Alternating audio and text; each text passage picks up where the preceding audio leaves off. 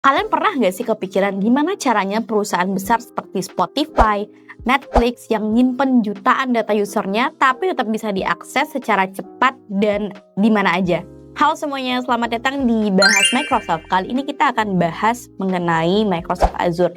Jadi apa sih sebenarnya Microsoft Azure itu? Microsoft Azure adalah platform cloud computing yang dikembangkan oleh Microsoft. Kamu bayangin aja Microsoft Azure ini seperti komputer raksasa yang tersebar di berbagai penjuru dunia. Yang bisa kalian sewa untuk jalanin aplikasi, buat nyimpen data, atau bahkan buat bikin website tanpa harus ada server fisik.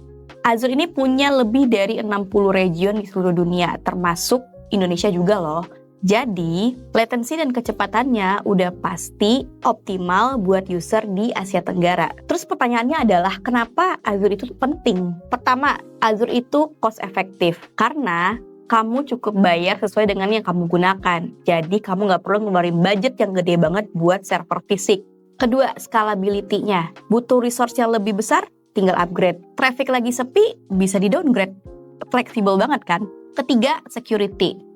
Microsoft itu udah invest $1 million untuk security-nya. Jadi, data kamu tuh jauh lebih aman ketimbang kamu nyimpen data di server sendiri. Keempat, integration. Karena Azure ini merupakan produk dari Microsoft, of course, kamu bisa integrasiin si Azure ini dengan berbagai solusi Microsoft lainnya, seperti Office 365, Windows, bahkan hingga ke SQL Server juga bisa.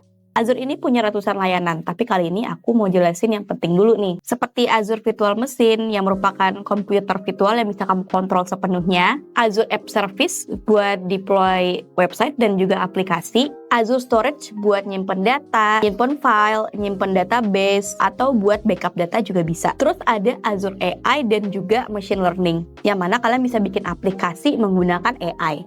Yang pakai Azure itu udah banyak banget loh, rata-rata perusahaan raksasa seperti H&M, BMW, Samsung, dan perusahaan besar lainnya. Jadi, kalau misalnya company besar aja udah pakai Azure, kamu kapan? Like and share video ini kalau kamu mau terus dapetin update informasi mengenai Microsoft.